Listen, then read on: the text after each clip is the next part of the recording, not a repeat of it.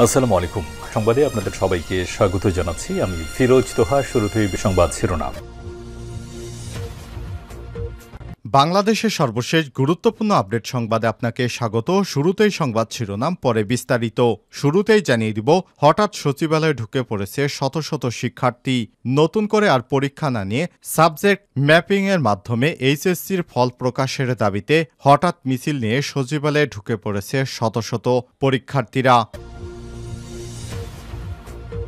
এরপর জানিয়ে দিব, সাবেক শিক্ষামন্ত্রী নওফেল এবং তার পরিবারের ব্যাংক হিসাব জব্দ। সাবেক শিক্ষামন্ত্রী মহিবুল হাসান চৌধুরী নওফেল এবং তার পরিবারের ব্যাংক হিসাব জব্দ করা হয়েছে। এছাড়াও তাদের মালিকানাধীন ব্যবসা প্রতিষ্ঠানের ব্যাংক হিসাব এবং লেনদেন স্থগিত করা হয়েছে এবং ব্যাংক হিসাবের তথ্য চাওয়া হয়েছে। জানিয়ে দিব, সেই এডিসি জিশানুলের বরখাস্তের আদেশ প্রত্যাহার। ঢাকা মহানগর পুলিশ ডিএমপির সাবেক কমিশনার আসাদুজ্জামান মিয়ার ব্যক্তিগত তথ্য ফাঁস করার অভিযোগে গাজীপুর মহানগর পুলিশ ডিএমপির অতিরিক্ত উপপুলিশ কমিশনার এডিসি জিশানুল হকের সাময়িক বরখাস্তের আদেশ প্রত্যাহার করা হয়েছে। এদিকে যুবদলের নতুন কর্মসূচি ঘোষণা। সাবেক প্রধানমন্ত্রী শেখ হাসিনার সময় ঘটে যাওয়া গুম, খুন এবং হত্যার অভিযোগে নতুন কর্মসূচি ঘোষণা করেছে যুবদল। গত ১৫ বছরে হাজার হাজার নেতাকর্মীকে গুম, খুন এবং জখম করা ২৮ অক্টোবর লগি বৈঠার তাণ্ডব, রাতের অন্ধকারে শাপলা চত্বরে শত শত আলেম ওলামা, মাদ্রাসা ছাত্রকে পৈশাচিক কায়দায় হত্যা, নিরাপদ সড়ক এবং সর্বশেষ ছাত্র জনতার গণ অভ্যুত্থানে হাজার হাজার শিশু ছাত্র যুবককে হত্যা এবং জখমের সরাসরি নির্দেশদাতা খুনি হাসিনা এবং তার দানবীয় বাহিনীর বিচারের দাবিতে আগামীকাল বুধবার ২১শে আগস্ট ২০২৪ যুবদল সব জেলা মহানগর এ বিক্ষোভ কর্মসূচি ঘোষণা করেছে।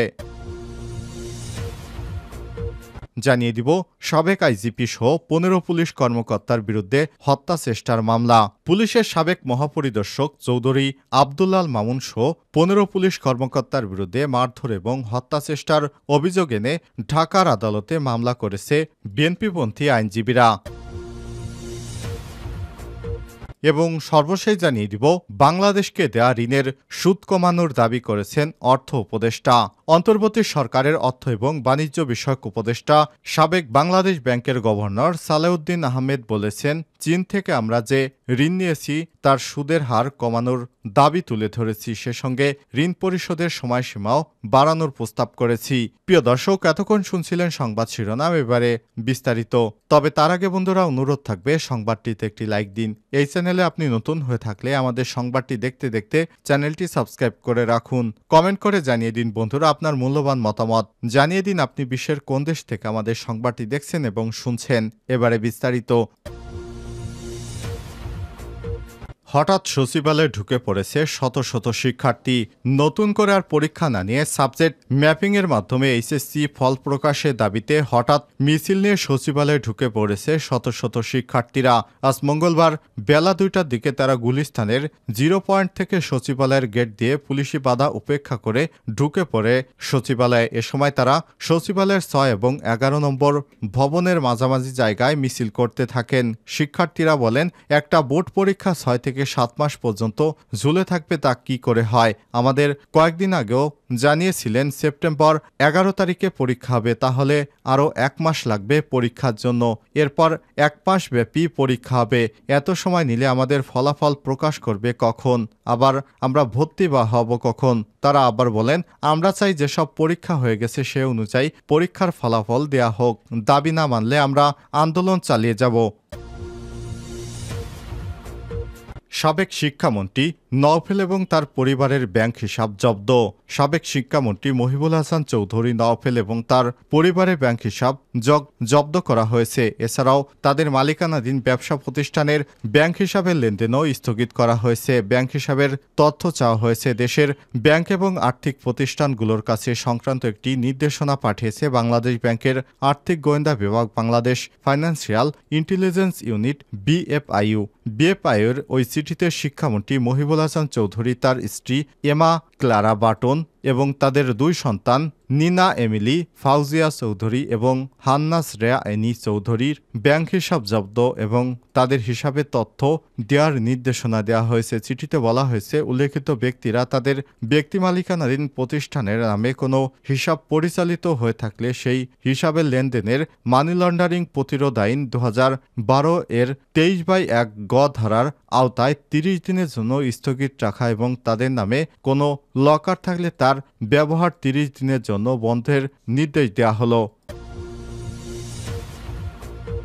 সেই এডিসি জিশানুলের বরখাস্তের আদেশ প্রত্যাহার।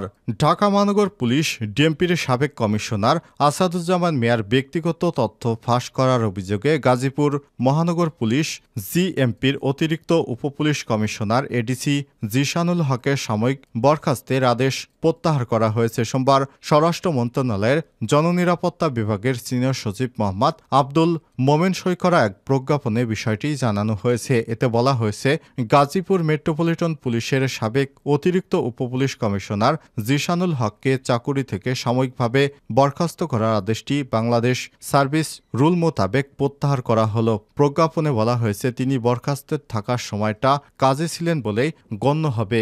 বিবিধ অনুযায়ী বকেয়া বেতন পাবেন তিনি।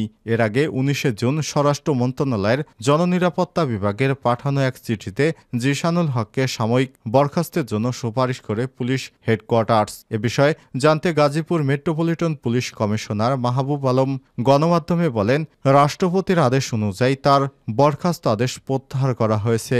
আগামীকাল তার কাজে যোগ দেওয়ার কথা রয়েছে। যুবদলের নতুন কর্মসূচি ঘোষণা। সাবেক প্রধানমন্ত্রী শেখ হাসিনার সময় ঘটে যাওয়া গুম-খুন হত্যার অভিযোগে নতুন কর্মসূচি ঘোষণা করেছে যুবদল। গত 15 বছরে হাজার হাজার নেতাকর্মীকে গুম-খুন, জখম, 28 অক্টোবর লগি বৈঠার তাণ্ডব, রাতের অন্ধকারে শাপলা চত্বরে শত শত আলেমোলামা এবং মাদ্রাসা ছাত্রকে পৈশাচিক কায়দায় হত্যা এবং নিরাপদ সড়ক, সর্বশেষ ছাত্র জনতার গণঅভ্যুত্থানে হাজার হাজার অধিক শিশু ছাত্র যুবককে হত্যা এবং জখমের সরাসরি নির্দেশদাতা খুনি হাসিনা এবং তার দানবীয় বাহিনীর বিচারের দাবিতে আগামীকাল বুধবার 21 আগস্ট 2024 যুবদল সব জেলা মহানগরে বিক্ষোভ কর্মসূচি ঘোষণা করেছে। বাংলাদেশ জাতীয়তাবাদী যুবদলের কেন্দ্রীয় নির্বাহী কমিটির সভাপতি আব্দুল মোনায়েম মুন্না, সাধারণ সম্পাদক মোহাম্মদ নুরুল ইসলাম ইতিমধ্যেই কর্মসূচি সফলভাবে পালন করার নির্দেশনা প্রদান করেছেন। আজ মঙ্গলবার দুপুরে যুবদলের দপ্তর সম্পাদক এমএন ইসলাম সোহেল স্বাক্ষরিত এক সংবাদ বিজ্ঞপ্তিতে সব তথ্য জানানো হয়েছে। পুলিশের সাবেক আইজিপি সহ 15 পুলিশ কর্মকর্তার বিরুদ্ধে হত্যা চেষ্টার মামলা। পুলিশের সাবেক মহাপরিদর্শক চৌধুরী আব্দুল মামুন সহ 15 জন পুলিশ কর্মকর্তার বিরুদ্ধে মারধর এবং হত্যা চেষ্টার অভিযোগ এনে ঢাকার আদালতে মামলা করেছে বিএনপিপন্থী আইনজীবী। মঙ্গলবার 20 আগস্ট ভুক্তভোগী আইনজীবী হান্নান ভুঁইয়া এবং ঢাকার মেট্রোপলিটন ম্যাজিস্ট্রেট সাইফুল ইসলামের আদালতে মামলার আবেদন করেন। কোতোয়ালি থানা পুলিশকে বাদীর জবানবন্দি নিয়ে করে অভিযোগটি এজাহার হিসেবে গ্রহণ করতে নির্দেশ দিয়েছে আদালত। পুলিশের সাবেক আইজিপি চৌধুরী আব্দুল মামুন, সাবেক ডিএমপি কমিশনার খন্দকার গোলাম ফারুক ছাড়াও মামলার অপর আসামিরা হলেন সাবেক ডিসি লালবাগ জোন জাফর হোসেন, সাবেক এসি কোতোয়ালি শাইনুর রহমান, সাবেক এডিসি লালবাগ জোন শহীদুল ইসলাম, সাবেক এডিসি কোতোয়ালি মুহিত কবির সেরনিয়াবাদ, বর্তমান ডিসি প্রসিকিউটর আনিসুর রহমান, কোতোয়ালি থানার সাবেক ওসি শাইনুর রহমান, নাজমুল হাসান ওসি তদন্ত মেহেদি হাসান, এসআই শাহাবুদ্দিন হাওলাদার এবং কনস্টেবল রমজান মোল্লা ও মোহাম্মদ মাহবুব আলম ও আব্দুর রশিদ বাবুবাজার পুলিশ ফাঁড়ির ইনচার্জ ফাতেহাদ উদ্দিন রক্তিম। মামলার অভিযোগে বলা হয়েছে, ইউনাইটেড লয়ার্স ফ্রন্টের ঢাকা বার ইউনিটে গত 12 সেপ্টেম্বর ভোটাধিকার গণতন্ত্র পুনরুদ্ধার খালেদা জিয়ার মুক্তির দাবিতে একটি পদযাত্রার আয়োজন করে। ওই দিন দুপুর 12টার দিকে ঢাকা আইনজীবী সমিতির সামনে থেকে পদযাত্রা নিয়ে সিএমএম কোর্টের দিকে যাচ্ছিলেন তারা।